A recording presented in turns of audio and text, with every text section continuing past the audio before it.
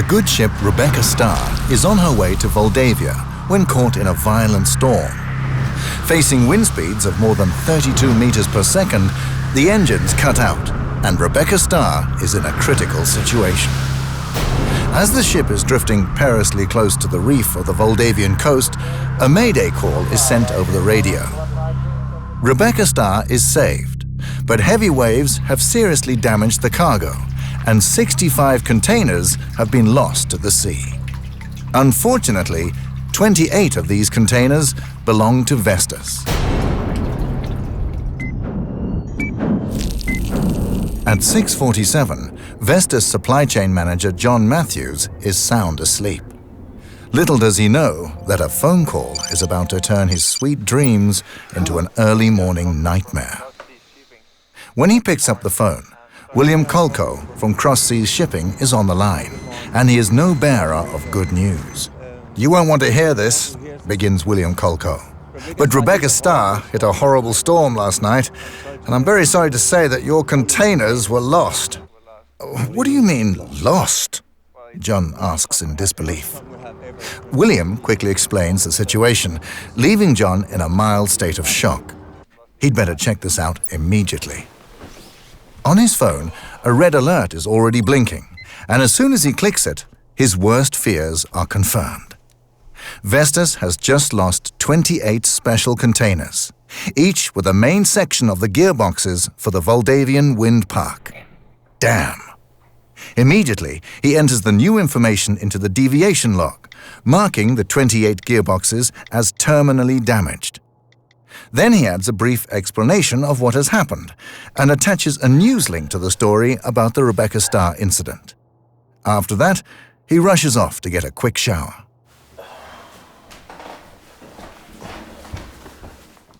John's entry triggers a whole chain of actions. Firstly, the Moldavian projects change status from green to flashing red. This is the code used for serious problems where a solution has not yet been found.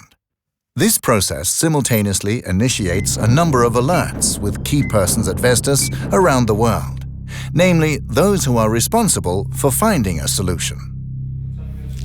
When Emmanuel Gonzalez's cell phone shows code red, he is busy tricking his daughter into eating breakfast. This is a difficult task, but not as difficult as the one he is about to face. As spare part manager, it is his job to help John Matthews find 28 new gearboxes for the Moldavians. And in a market screaming for new turbines, this might prove quite tricky. As soon as he learns of the situation, he rushes out of the door to work. Even though key account manager Jessica Hyland takes her morning Mysore yoga quite seriously, she always keeps her PDA to hand. In the middle of the Mariskayasana B pose, she can just see the red alert and quickly untangles herself to check out the full message. Jessica is responsible for high-level communication with a customer, in this case, the permanent secretary in the Moldavian Ministry of Energy. Tim Alaini is impeccably polite, but also a true politician who will do anything to protect his good name. This customer is of particular interest because the planned 3 gigawatt national wind park marks the biggest order in the history of Vestas, at least till now. To add insult to injury, Tim Alaini has strongly hinted that this wind park might just be the first of many. Not only in Moldavia, but also in its neighboring countries. If Vestas blows this one, no one knows what it might cost in the long run. Jessica goes straight to her home office to check out what she can do.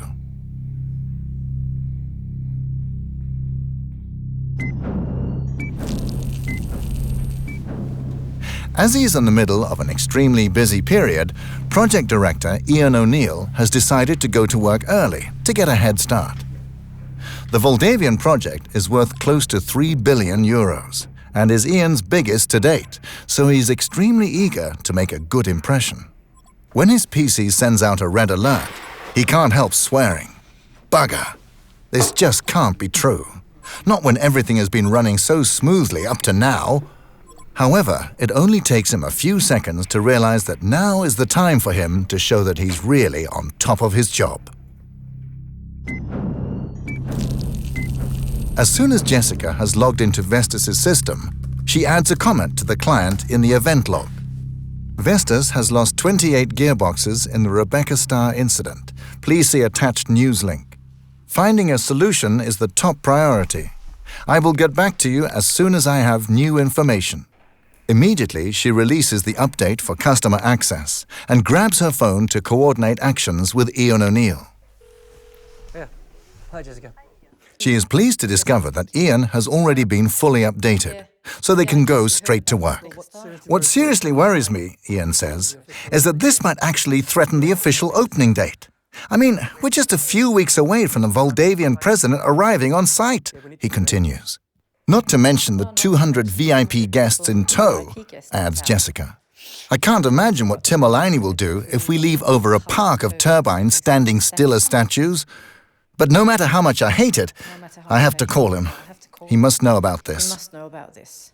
Ian agrees that complete openness is the only way forward.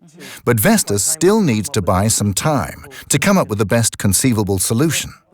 The only problem is that this involves a lot of people and might take days. All we can promise our customer right now is a progress report by the end of the day. If I call Tim, will you take care of the Moldavian project director? Is Jessica's final suggestion. Ian agrees and they go to work. Great. Yeah. Okay. Thank you.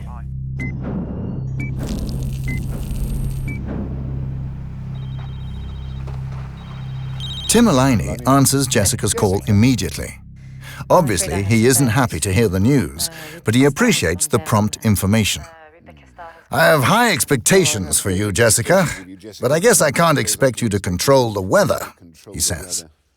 I think I'll inform the Minister of Energy right now. This project is extremely prestigious for him, and he might want to have a plan B. Jessica repeats how much she regrets the incident and promises to give a progress report by 4 p.m. at the latest.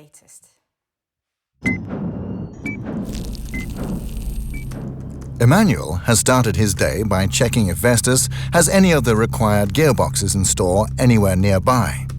Unfortunately, that isn't the case. Next in line is checking if the gearbox supplier Duralink might have any, but he has no luck. Emmanuel now checks whether any gearboxes can be swapped around, and during this search, he identifies 3 gearboxes that can be allocated to the project. Disappointed, he calls the manager at Duralink. I can only find 3 out of the 28 gearboxes I need. Surely you can help me out, he urges. But even though the Duralink manager is as flexible as he can be, it would take magic to find the extra 25 gearboxes. Deeply disappointed, Emmanuel hangs up. It seems he has reached a dead end.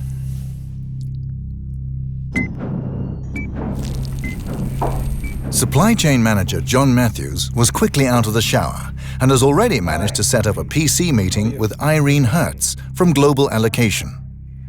Before the meeting, Irene agreed to get an overview so they can use their limited time to get straight to the point. No easy solutions here, I'm afraid, Irene begins.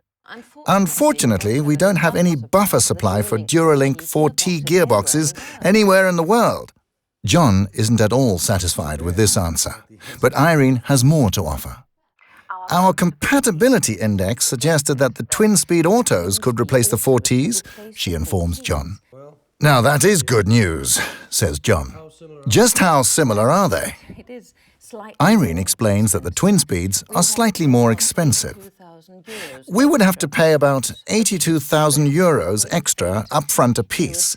But before you faint, you need to know that their total lifetime cost is very close to that of the 4Ts. If we can swap with the SEAL project at Orania, this could work. It's the best I can offer you right now, Irene concludes. John agrees that this could be a solution. He suggests that he himself should contact R&D to get approval for the altered configuration. Maybe you can check whether Orania can manage the swap, and then we can talk again in, let's say, an hour, he suggests.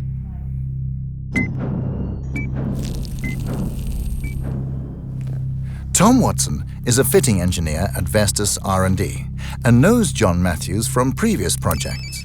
It's no surprise, therefore, when he sees John's name on the display of his phone, and he's rather looking forward to a little chat about their shared passion of fly fishing. However, he quickly realizes that today is strictly business. As soon as John has updated him, he digs straight into the Moldavian configuration. Within seconds, he confirms Irene's observation. Twin speeds will work fine for you, he assures John. Tom also sees two potential challenges that need to be taken into consideration. You need to be aware that the bearings have slightly different dimensions, he warns. You might have to adapt the nacelles before installation, and you should get approval from service before going ahead, Tom informs his colleague. John assures him that service is next on his list, but he has one small request for Tom. Could he please pre-approve the change now, so that the team can move ahead immediately if the shuffle with Arania works out? Oh, but I already did that while we were talking, says Tom. Nice. Thanks, Tom. Bye-bye. After his fruitful conversation with R&D, John contacts the service engineer on call. Ola Madsen has 15 years of experience, so it doesn't take him long to take in the situation and give his blessing. No problem, John, he says. We already have 3 technicians in Moldavia who are certified for the twin-speed auto, so go ahead. John takes a deep breath. Now it's time to find out if Seal in Arania will accept the swap. If not, this whole exercise has been futile.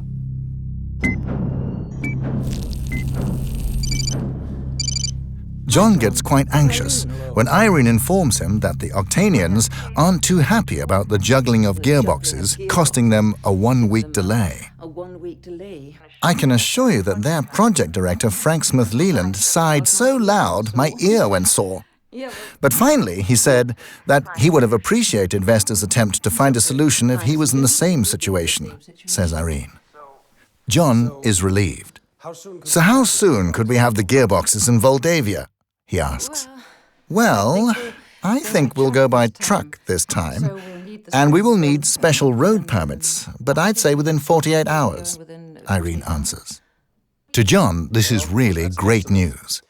I also got acceptance from both R&D on configuration and from service on maintenance, so the only thing missing is the contractual part, he points out. John stresses that the Moldavian team still needs a formal acceptance from the customer before Vestas can load the trucks. But please go ahead and make the preliminary bookings for transport. I'll talk to our Moldavian team, and they're usually pretty fast movers, are his last words to Irene before they both hang up. Bye-bye.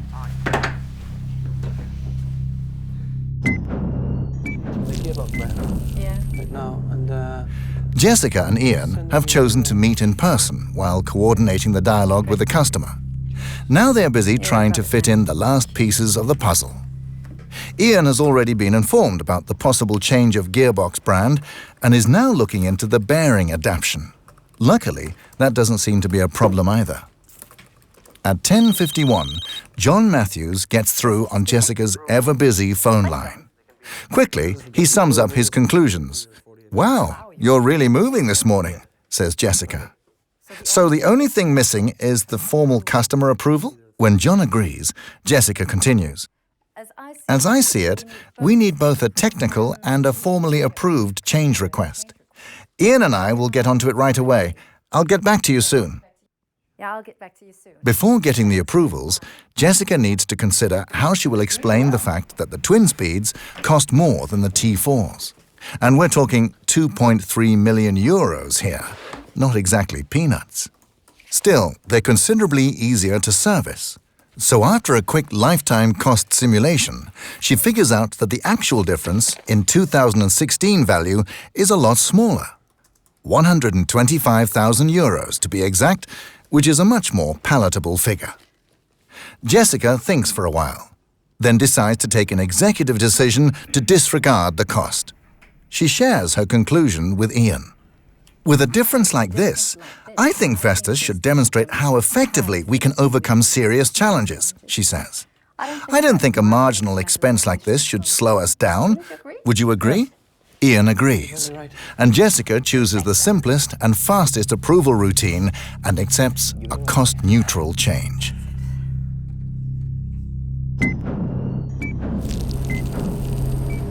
Vierico Malinowski has spent 2 eventful days on a seminar in France, so it's no wonder he hasn't been responding to either his mails or his phone messages.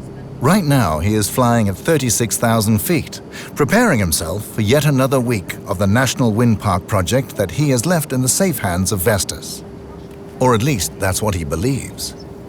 As his cell phone is on silent while he power naps, he doesn't notice the swarm of alerts from Ian O'Neill continuously arriving on both phone and PC. When he finally wakes up, he immediately clicks on an alert to get an update. After looking through the line of events and suggestions, he approves the change of gearboxes.